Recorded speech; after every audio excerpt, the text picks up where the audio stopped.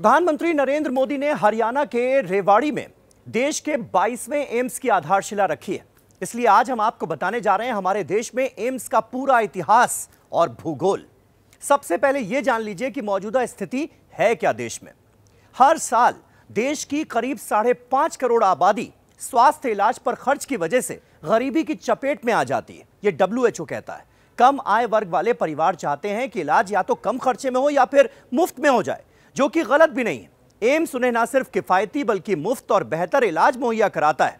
लिहाजा हमारे देश में एम्स की मौजूदा स्थिति क्या है, इसे जानना समझना भी जरूरी है। जवाहरलाल नेहरू के समय का बना दिल्ली एम्स, मनमोहन सिंह सरकार के दौरान बने 6 एम्स, ये सभी आज की तारीख में फंक्शनल हैं। आसान अल्फाजों में कहें तो ये सभी पूरी तरह काम कर रहे हैं।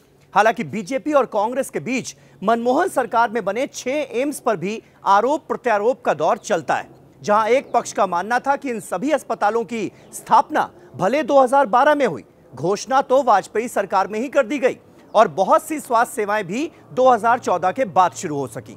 वहीं कांग्रेस के मुताबिक सारा क्रेडिट उनका बनता है।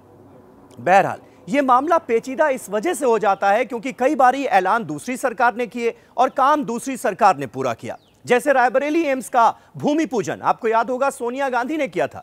इसके काम में तेजी मोदी सरकार के दौरान आई। अब यह पूरी तरह से फंक्शनल है। उद्घाटन अगले हफ्ते होना है। इस तरह कुल 8 एम्स की बात हो गई। हिसार एम्स का हालांकि अभी शिलान्यास ही हुआ है तो उसको फिलहाल छोड़ देते हैं। बाकी के 15 एम्स जिनका ऐलान आधारशिला निर्माण मोदी सरकार के दौरान शुरू हुआ, उनमें से एक को भी फुल्ली फंक्शनल यानी पूरी तरह से संचालित का दर्जा हासिल नहीं है। नागपुर, गोरखपुर, बिलासपुर और देवघर तो जरूर अच्छे से संचालित हो रहे हैं, मगर अवंतीपोरा, दरभंगा जैसे एम्स अभी निर्माणाधीन ही है। वहीं कल्याणी, भटिंडा, बीबीनगर के एम्स पार्शियली फंक्शनल हैं, यानी यहां पर मिला जुला काम हो रहा है।